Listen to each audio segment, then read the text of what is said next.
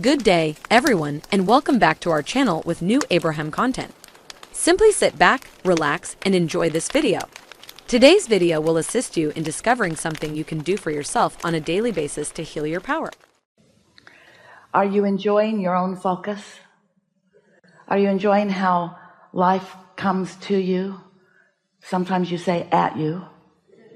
Life comes to you in response to your vibrational point of attraction, and from that new determinations are made by you. Yes? Are you enjoying how your focused desire keeps happening to you? Do you feel like you are getting pretty good at focusing in the direction of your desire? That's really good. That really is the key to deliberate creation. It's the key to living a happy life, is to be focused in the direction of your desire. We're going to put that into a new term here.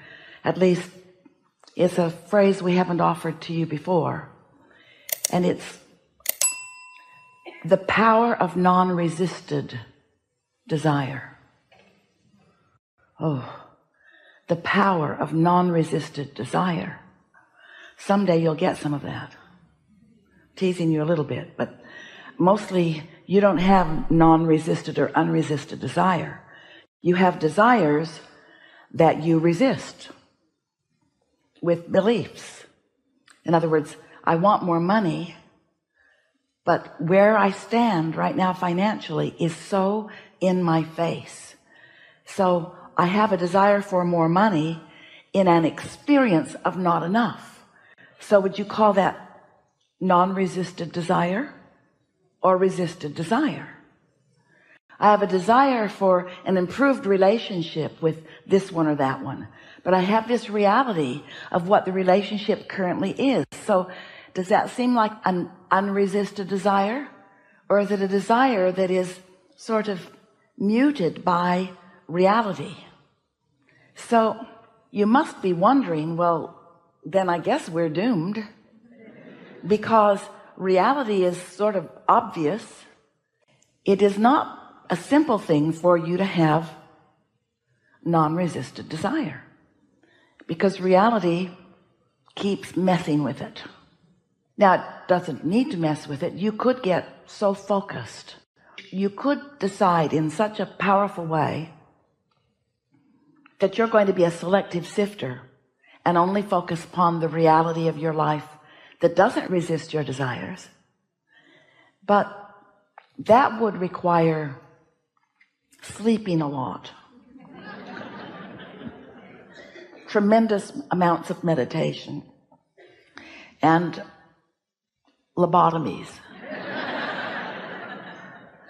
because life is what it is, and that's a good thing. We are not wanting to make you think that you've got to get so disciplined in your thought that you just stop looking at reality altogether, although we would far rather that you create reality rather than face it. But facing reality is part of creating new reality, because there is a bouncing off place, and that's where you stand. And your current beliefs, you didn't make them up. Life taught them to you. You learned them because you gave attention to things, and the law of attraction matched you up with things that were like them. And so it would feel ridiculous to you to just deny your reality and say that something that is isn't, or something that isn't is, because you are practical in nature, and that serves you sometimes and doesn't serve you sometimes. But what we really are asking you to consider is not giving up your now reality altogether, not even, or not ignoring it or denying it, but just get out ahead of it with your thoughts. Sometimes do, meaning do some segment intending. I've just got into my automobile and I'm on my way somewhere, and in this segment I want to have a comfortable drive, and I want to meet up with other compatible drivers, and I want to feel happy in my body and in my vehicle, and I want to be rested and ready when I arrive where I'm going. That kind of thing, getting out ahead of it. Because when you're getting out ahead of it, when you're looking forward, you're less likely to be contradicting your own desires.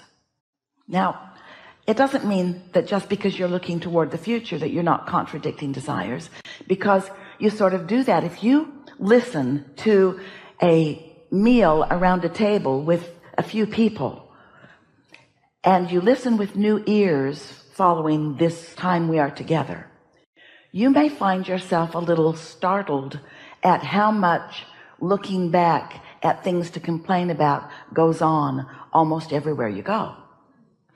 And almost no one knows that that is the defeating element. That is the opposite of discovering the awesome power of non-resisted focus. We've been saying to you for a while, you've been listening to us for a while, we've been saying to you for a while that one who is connected to source energy, we've said it in a few different ways, one who's connected to the stream, one who is in the vortex, one who's tuned in, tapped in, turned on, one who's under the influence of source, all of those things meaning the same thing. One who is connected to source energy is more powerful than millions who are not. That is a non-resisted thought, and we want you to discover for yourself the power of non-resisted thought, because we love you so much you just hardly ever do it. And it feels weird to you if you've trained your thoughts into optimism when you are talking or living with a pessimist. We know how that is, and we're not asking you to divorce your pessimist. We're really not.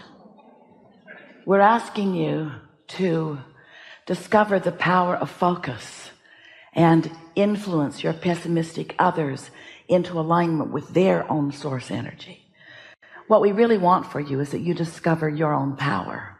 And until you do, then you're sort of sloppy in your creating. You're creating by default. And then you make up stuff about how it works, because you innately know that things should be going well for you. And when they're not, then you come to flawed conclusions like it's not fair when it always is, or like you're not blessed when you always are, or like you're not good when you absolutely are, or like you're not deserving when you certainly are, or like somebody else is taking advantage when that cannot be. It's attraction, attraction, attraction, attraction, attraction, attraction. It's attraction. It is attraction. It's attraction. It's attraction. It's attraction. It's only attraction. There is no assertion. Therefore, our yelling does not help. It's attraction. It's only attraction. It's only attraction. And you've got to figure out what your point of attraction is. But here's the thing. You are more than this physical body. You are this physical body, and this physical body matters. And you, in this personality that you know as you, is an extension of source energy. And that source energy of which you are an extension is alive and current in your experience, and also has a point of attraction. We call that your inner being. You can call it whatever you want to, but you are an extension of it, and that which you are an extension of is pure positive energy. That which you are an extension of is undiluted, non-resistant focus. So when you in your physicalness are living a moment in time, and you clearly know what you don't want because it felt awful when you lived it, in that moment you launch an equivalent rocket of desire. That experience, which was unpleasant to you, was a clarifying moment. And in its clarification, you launched a rocket of desire, which this non-physical, undiluted, non-resistant, pure positive energy, powerful part of you received and focused upon. And that's been going on for so long, for more than you have the ability to understand in terms of time, for more than you have the ability to understand in terms of your beingness. That non-resistant part of you is powerful because of the amount of life that has been lived and what's been sorted and sifted and what's been decided and who you really are. You have a desire, but you have beliefs, because your beliefs are based upon what is happening, where your desire is based upon what you want and what's in your vortex. And so your beliefs are the things that mute your desires. And so most humans don't have really pure desires. You've got desires that are muted, because a belief is just a thought you continue to think, and a desire is a thought that you think too. So if you're giving some airtime, so to speak, to your desires, that's wonderful. But if you're giving equal or more airtime to a belief that is in contradiction to the desire, then the mix of your vibrations is the way your life plays out.